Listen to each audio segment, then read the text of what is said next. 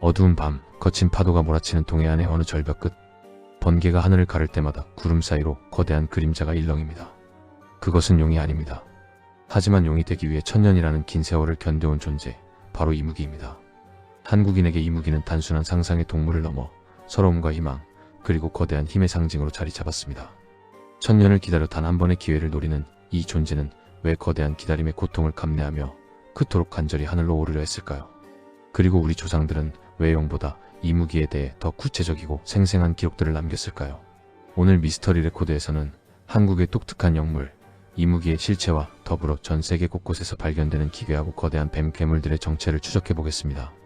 깊은 늪과 차가운 호수 속에 숨겨진 천년의 비밀이 지금 공개됩니다.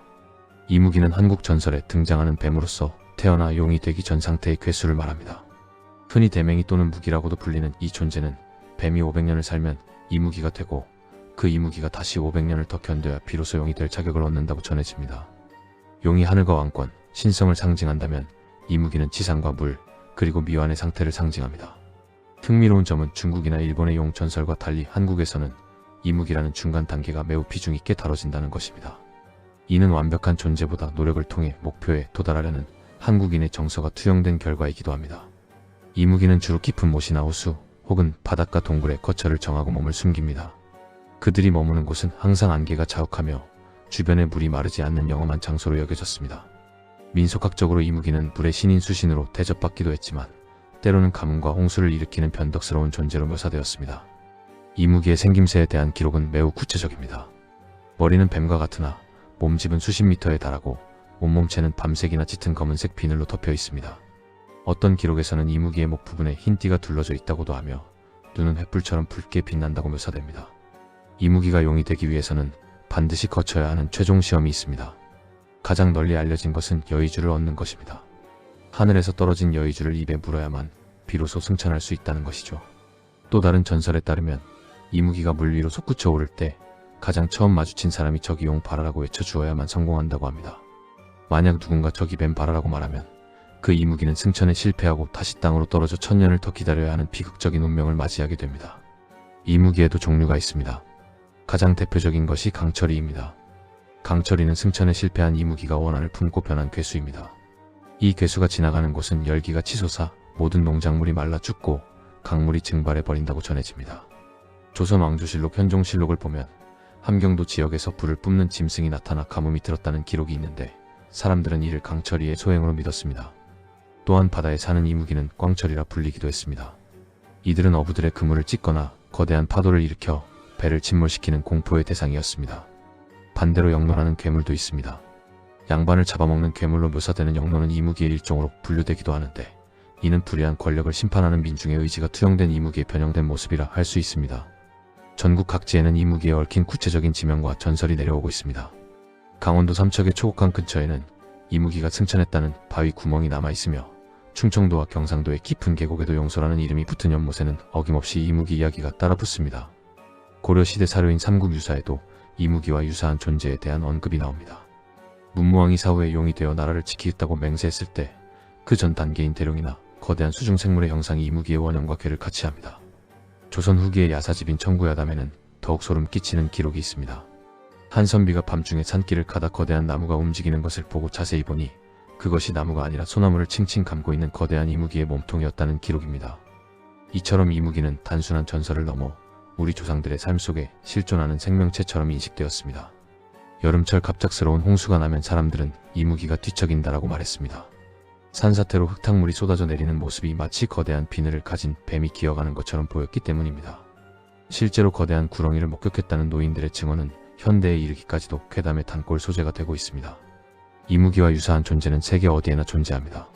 먼저 중국의 교룡입니다. 교룡은 이무기와 가장 흡사한 존재로 비늘이 있고 4개의 발이 달린 수생 괴수입니다. 중국 문헌인 설문해자에 따르면 교룡은 연못에 사는 물고기 3,000마리를 거느리는 왕이며 승천할 때 모든 물고기가 그 뒤를 따른다고 합니다. 이무기가 고독한 수행자라면 교룡은 군주에 가까운 모습입니다. 일본에는 미지치가 있습니다. 강이나 호수에 사는 뱀의 형상을 한신령 또는 괴물로 토끼를 뿜어 사람을 죽이기도 하는 위험한 존재로 묘사됩니다.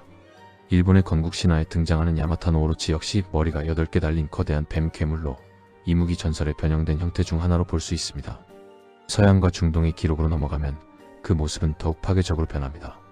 북유럽 신화의 요르문간드는 세상을 한 바퀴 휘감을 정도로 거대한 뱀입니다. 이무기가 용이 되기 위한 수련자라면 요르문간드는 신들의 파멸을 부르는 종말의 상징입니다.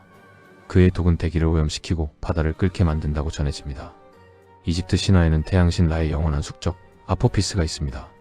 매일 밤 태양의 배를 집어삼키려 하는 이 거대한 뱀은 혼돈과 어둠의 상징입니다. 이무기가 승천이라는 목표를 가진 상향적 존재라면 아포피스는 질서를 파괴하려는 하향적 파괴자입니다. 성경 속의 레비아탄이나 그리스 신화의 히드라 역시 거대한 뱀의 형상을 띠고 있습니다. 이들은 인간의 힘으로는 결코 대적할 수 없는 심연의 공포를 상징합니다. 하지만 아메리카 대륙의 케찰코아틀은 다릅니다.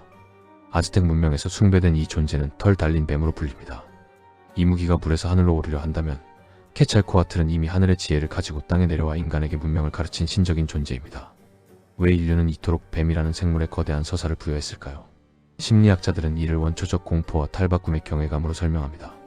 인류의 조상에게 뱀은 보이지 않는 곳에서 습격하는 치명적인 위협이었습니다. 이 공포가 세대를 거치며 거대화되어 용이나 이무기라는 괴수를 만들어낸 것입니다. 또한 뱀의 허물 벗기는 죽음과 재생, 즉 영생을 상징합니다. 이무기가 천년을 기다려 용이 된다는 설정은 불완전한 인간이 끊임없는 자기 수련을 통해 신격에 도달하고자 하는 욕망의 투영이기도 합니다. 현대 과학의 관점에서 보면 과거에 실제했던 거대 파충류의 화석이 이무기 전설의 모티브가 되었을 가능성이 큽니다. 선사시대에 존재했던 길이 15m, 무게 1톤이 넘는 거대 뱀 티타노보아의 화석은 우리가 상상하던 이무기가 결코 허구만은 아닐 수도 있다는 사실을 증명합니다. 남아메리카 늪지대에서 발견된 이 거대 뱀의 흔적은 고대 인류가 목격했을지 모를 실제 괴수의 잔영일 것입니다. 천년의 기다림 끝에 구름을 박차고 하늘로 오르는 존재, 이무기. 그들은 정말로 우리 곁에 깊은 물속에 몸을 숨긴 채 승천의 날을 기다리고 있는 것일까요? 아니면 우리 마음속에 자리 잡은 끝없는 갈망과 희망이 만들어낸 환상일까요? 한국의 이무기부터 세계의 거대 괴수들까지 이들은 모두 인간이 자연에 대해 느끼는 경외심과 두려움이 빚어낸 걸작들입니다. 비록 승천의 실패에 땅으로 떨어진 이무기라 할지라도 그 천년의 시간은 그 자체로 숭고한 가치를 지닙니다. 실패한 이무기가 변한 강철이의 이야기는 우리에게 경고합니다. 간절한 목표가 좌절되었을 때의 분노가 얼마나 파괴적일 수 있는지를 말입니다. 하지만 동시에 다시금 천년을 견디는 이무기의 인내는 우리에게 희망을 보여주기도 합니다. 여러분은 어떻게 생각하시나요? 혹시 여러분 주변의 깊은 호수 밑바닥에서 지금 이 순간에도 누군가의 부름을 기다리며 숨죽이고 있는 거대한 존재가 있지는 않을까요? 오늘 밤 창밖으로 내리는 빗소리가 예사롭지 않다면 잠시 하늘을 올려다보시기 바랍니다. 어쩌면 구름 사이로 승천하는 마지막 이무기의 꼬리를 발견하게 될지도 모릅니다.